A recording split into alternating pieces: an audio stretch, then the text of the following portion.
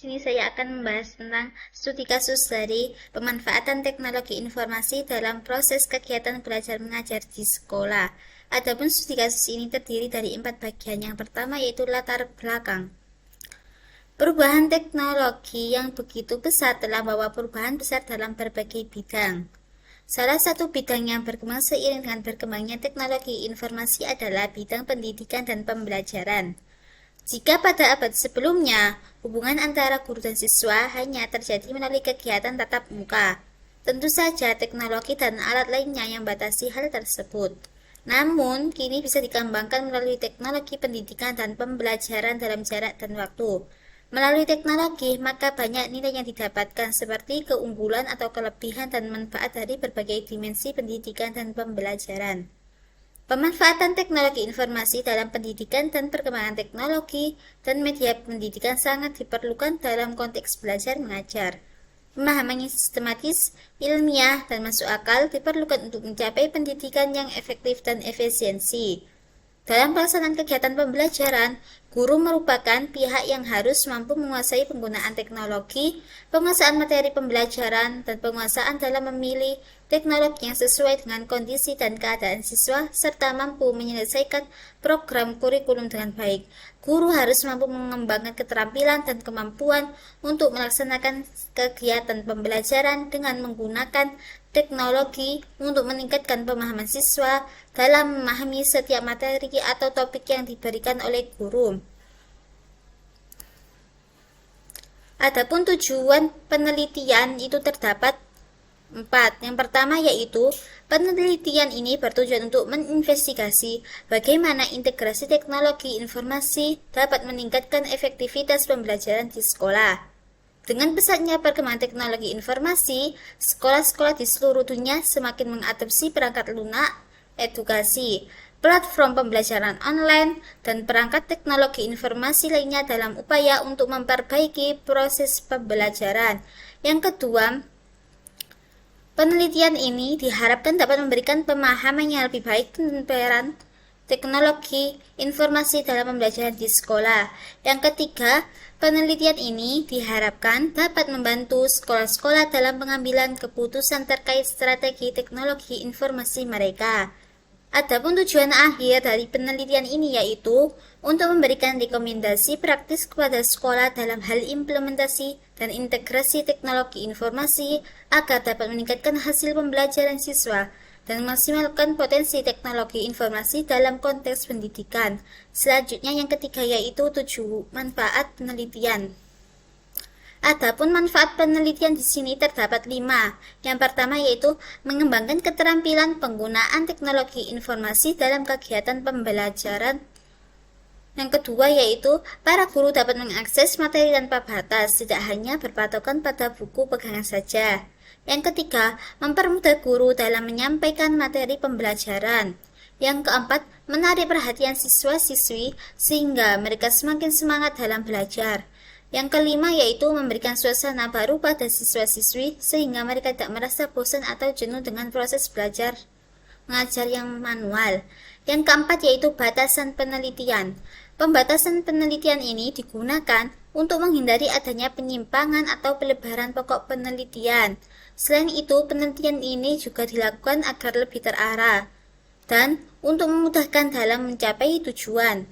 Maka dalam hal ini kami memfokuskan pada pengembangan pemanfaatan teknologi informasi dalam kegiatan belajar mengajar di Sekolah Dasar Negeri Jemur Wonosari 1, terutama pada kelas 5B dalam mata pelajaran Bahasa Indonesia.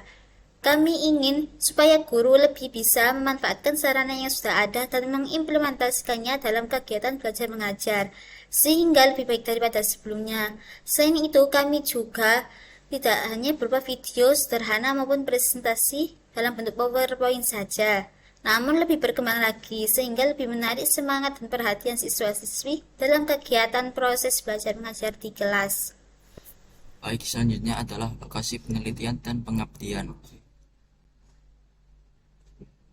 Alasan kami memilih sekolah tersebut yaitu yang pertama, untuk memenuhi tugas mata kuliah teknologi informasi terkait pemanfaatan dan penggunaan teknologi di bidang pendidikan.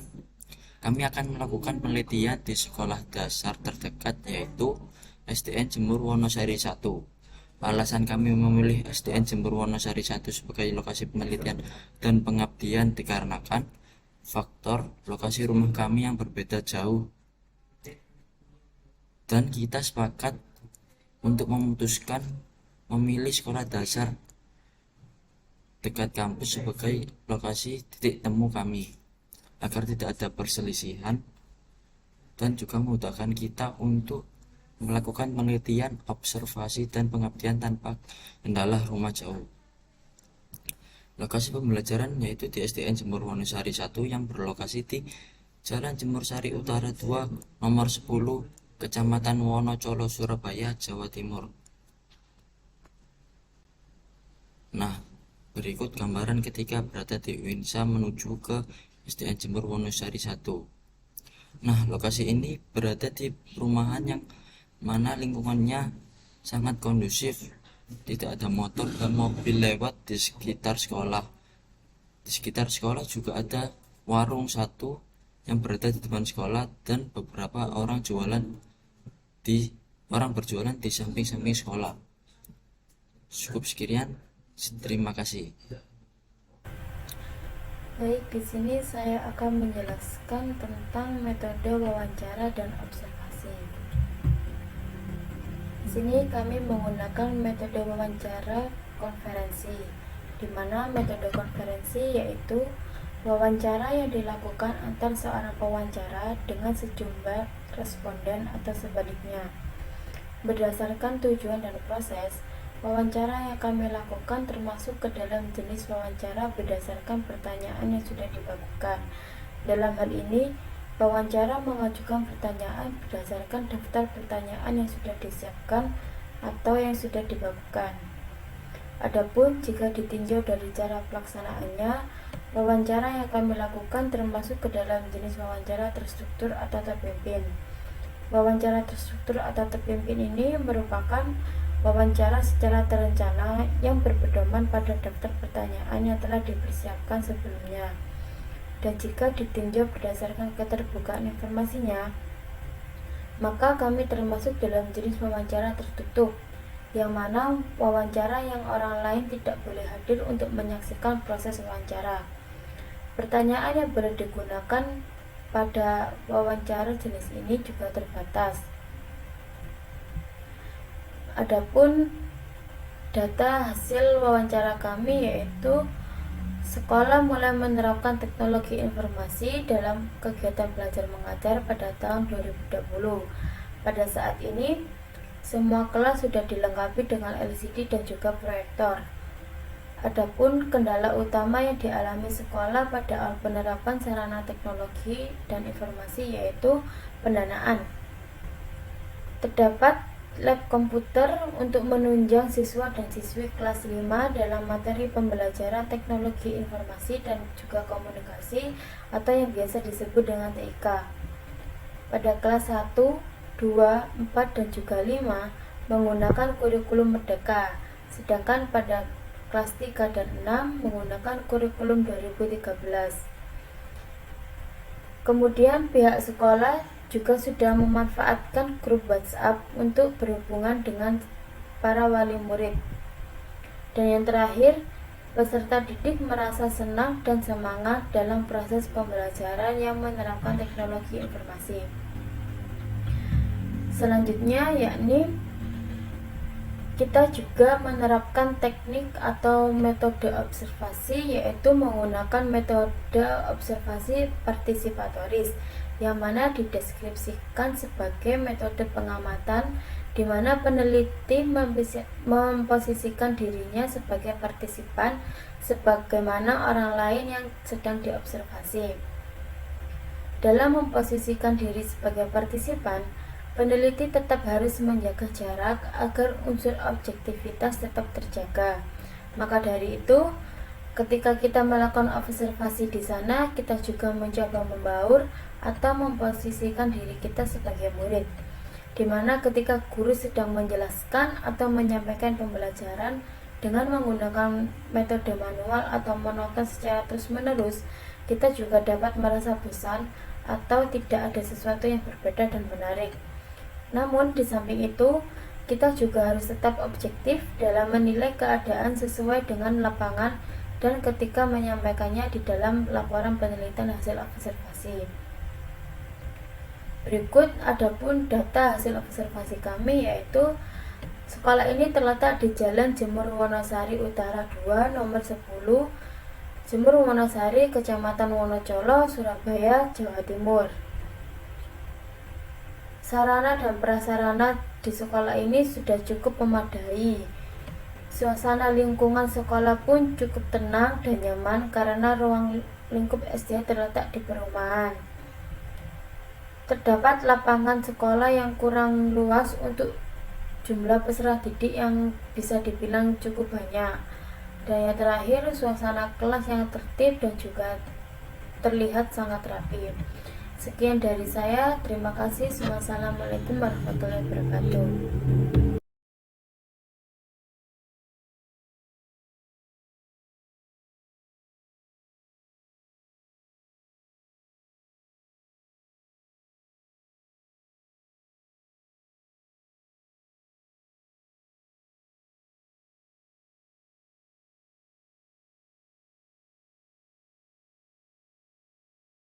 Karena kan kita mengambil materi wawancara, kami nantinya akan menjelaskan tentang beberapa pengertian mengenai wawancara, jenis wawancara, tahapan wawancara, beserta contoh wawancara. Dan untuk contoh wawancara nanti kita berisi tentang sebuah usaha, dikarenakan kita memakai dengan tema wirausaha.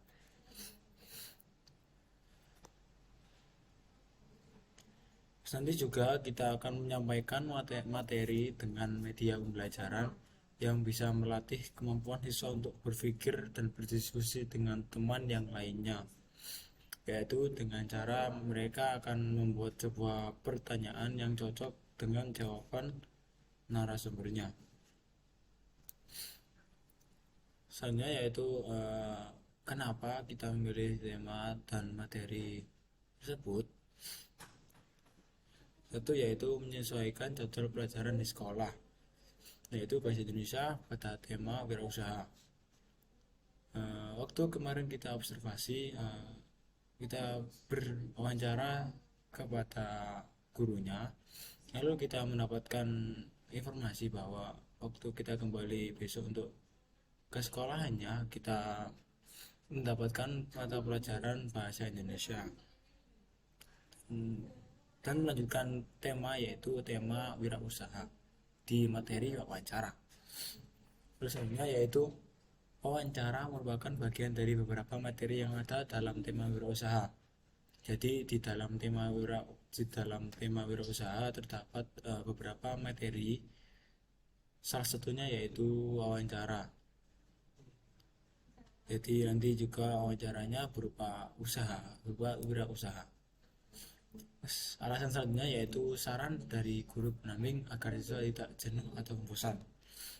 Jadi waktu kita observasi dan wawancara kepada gurunya menyarankan kepada kami agar kita memberikan materi tentang wawancara dengan maksud agar siswa tidak jenuh atau bosan. Itu dikarenakan di pertemuan sebelumnya guru hanya menyampaikan materi dengan media buku paket. Jadi kita menambahkan materi dengan media pembelajaran yang modern agar siswa tidak jenuh ataupun bosan. Baik, saya akan menjelaskan tentang implementasi materi media pembelajaran. Dalam pelaksanaan materi media pembelajaran, para guru di sekolahan SDN Jemur Wonosari 1 belum sepenuhnya menerapkan materi ke dalam media pembelajaran. Kebanyakan, para guru menjelaskan materi pelajaran kepada siswanya masih secara manual, yakni menggunakan buku paket. Hal tersebut dikarenakan beberapa guru kurang menguasai teknologi. Oleh karena itu, seluruh guru di SDN Jemur Wonosari 1 diharapkan mampu mengembangkan dan mempelajari teknologi sesuai dengan perkembangan zaman. Jika guru menjelaskan materi kegiatan belajar mengajar terus-menerus secara manual, akan mengakibatkan siswa sulit memahami materi yang disampaikan oleh para guru dan berkesan menjadi lebih bosan, sehingga siswa tidak bersemangat dalam proses pembelajaran.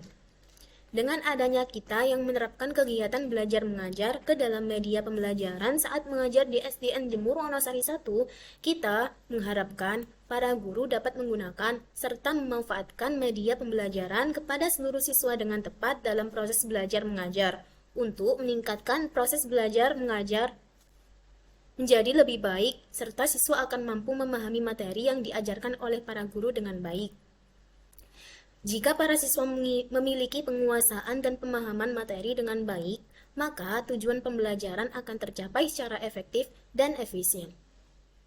Manfaat materi yang disampaikan kepada siswa, yakni menerapkan materi pembelajaran di dalam kehidupan sehari-hari. Contohnya, siswa dapat mewawancarai penjual makanan di kantin mengenai identitas pekerjaannya. Misalnya, nama Bapak siapa? Mengapa Bapak memilih bekerja sebagai pedagang? Sudah berapa lama bekerja di sini? Dan lain sebagainya. Dan yang terakhir, ada manfaat kegiatan wawancara bagi siswa, yakni dapat melatih skill siswa untuk berkomunikasi dengan baik. Baik, di sini saya akan menjelaskan tentang alur kegiatan belajar mengajar. Namun sebelum itu, saya akan menjelaskan tentang simbol dasar flowchart yang biasa digunakan ketika membuat flowchart sederhana. Yang pertama yaitu ada flow, di mana disimbolkan dengan tanda panah, yaitu simbol yang digunakan untuk menggabungkan antara simbol yang satu dengan simbol yang lain. Yang selanjutnya yaitu ada terminator, di mana terminator itu berfungsi untuk menyatakan awal atau akhir suatu program. Ketika membuat flowchart, itu harus diawali dan diakhiri dengan simbol terminator tersebut. Yang selanjutnya yaitu ada proses yang disimbolkan dengan bentuk persegi panjang, di mana simbol proses itu berfungsi untuk menyatakan suatu proses yang akan dilakukan. Dan selanjutnya ada input-output yang disimbolkan dengan bentuk jajar genjang, di mana simbol input-output itu berfungsi untuk menyatakan proses input ataupun proses output.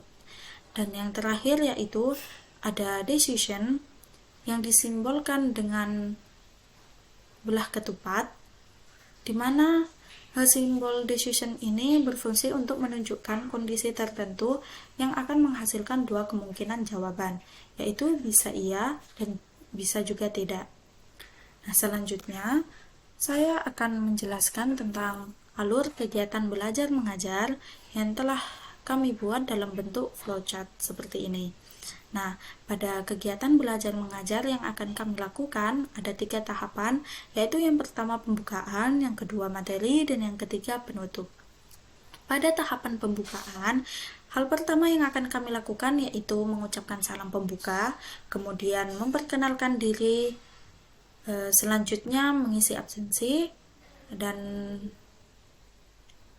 hal berikutnya yaitu melakukan ice breaking, di mana kami melakukan ice breaking untuk menarik perhatian siswa agar bisa fokus kepada apa yang akan kami sampaikan di tahap selanjutnya, yaitu pada tahap materi.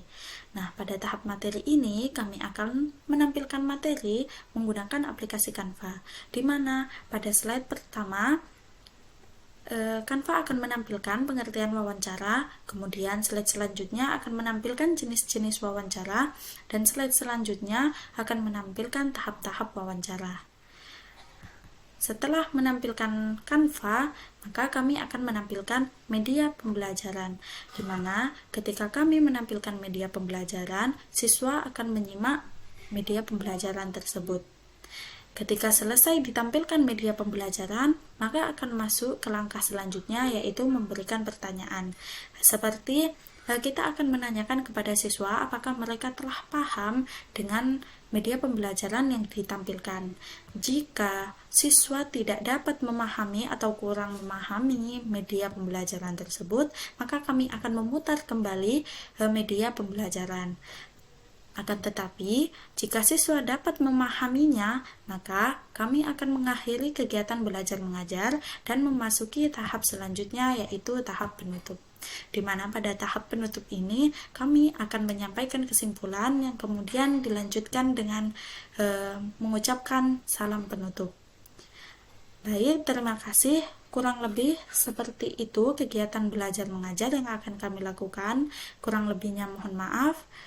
Wassalamualaikum warahmatullahi wabarakatuh. Baik, di sini saya akan menjelaskan tentang alur media pembelajaran dengan menggunakan flowchart, di mana kelompok kami akan menyampaikan materi dengan tema wawancara. Sehingga kami membuat media pembelajaran berupa animasi dengan dialog antara dua orang, yaitu wawancara dan narasumber, dengan jumlah 24 dialog, di mana dari ke-24 dialog tersebut itu akan dirincikan ketika kita mengklik tombol mulai. Maka akan menampilkan pewawancara yang menyapa narasumber. Kemudian dilanjutkan dengan narasumber membalas sapaan pewawancara tersebut. Selanjutnya yaitu pewawancara menyampaikan tujuannya untuk mewawancarai narasumber. Lalu, narasumber mempersilahkan pewawancara. Kemudian pewawancara dan narasumber duduk bersama. Kemudian yaitu pewawancara mulai menanyakan pertanyaan pertama, sehingga narasumber pun menjawab pertanyaan tersebut.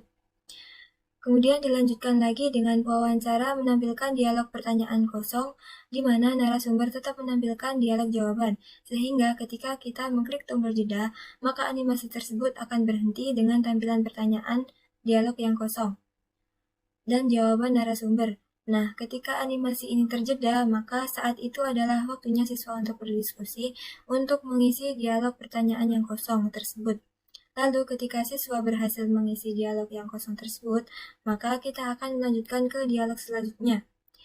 Namun ketika siswa tidak berhasil menjawab atau mengisi dialog pertanyaan tersebut, maka kami akan membantu siswa untuk memberikan masukan-masukan agar siswa dapat berpikir dan mereka mempunyai gambaran dalam mengisi dialog pertanyaan yang kosong itu agar bisa sesuai dengan jawaban yang ditampilkan oleh narasumber. Kemudian, pewawancara menanyakan pertanyaan lagi kepada narasumber, lalu pertanyaan tersebut dijawab oleh narasumber. Kemudian dilanjutkan dengan pewawancara menampilkan dialog pertanyaan yang kosong, di mana narasumber tetap menampilkan dialog jawaban. Sehingga ketika kita mengklik tombol jeda, maka animasi tersebut akan berhenti dan siswa pun berdiskusi untuk mengisi dialog pertanyaan kosong tersebut. Lalu ketika siswa berhasil menjawabnya, maka kita akan melanjutkan ke dialog selanjutnya. Apabila siswa tidak berhasil, maka kita akan membantu siswa berupa memberikan masukan-masukan sehingga mereka dapat berpikir dan mempunyai gambaran dalam mengisi pertanyaan yang kosong tersebut, agar bisa sesuai dengan jawaban yang ditampilkan oleh narasumber. Kemudian, wawancara menanyakan pertanyaan kembali kepada narasumber, sehingga narasumber pun menjawab pertanyaan tersebut. Selanjutnya yaitu wawancara menanyakan pertanyaan kepada narasumber yang akan dijawab oleh narasumber itu sendiri. Lalu, selanjutnya pewawancara menanyakan pertanyaan kepada narasumber, sehingga narasumber pun menjawab pertanyaan tersebut. Kemudian, dilanjutkan lagi, wawancara menanyakan pertanyaan kepada narasumber dan dijawab oleh narasumber. Lalu, dilanjutkan lagi dengan pewawancara menampilkan dialog pertanyaan yang kosong, di mana narasumber tetap menampilkan dialog jawaban, sehingga ketika kita mengklik tombol jeda, maka animasi tersebut akan berhenti, agar siswa dapat berdiskusi untuk mengisi dialog pertanyaan yang kosong. Lalu ketika siswa berhasil menjawabnya, maka kita akan melanjutkan dialog yang selanjutnya. Apabila siswa tidak dapat menjawab dari dialog yang kosong tersebut, maka kita akan memberikan siswa masukan-masukan agar siswa dapat berpikir dan mempunyai gambaran untuk menjawab dialog pertanyaan yang kosong tersebut. Selanjutnya yaitu pewawancara mengucapkan terima kasih dan pewawancara menyampaikan beberapa harapan-harapan kepada narasumber. Kemudian, narasumber mengucapkan terima kasih kepada pewawancara. Dan yang terakhir yaitu dialog ditutup dengan mengklik tombol selesai. Jadi, dengan siswa mengisi dialog yang kosong dari video animasi tersebut, hal ini dapat melatih siswa agar siswa dapat berpikir atau memecahkan masalah untuk menjawab soal tersebut, dan juga agar mereka dapat berdiskusi sesama temannya untuk saling bertukar pendapat dalam memecahkan soal tersebut. Sekian dari kelompok kami, kurang lebihnya mohon maaf. Wassalamualaikum warahmatullahi wabarakatuh.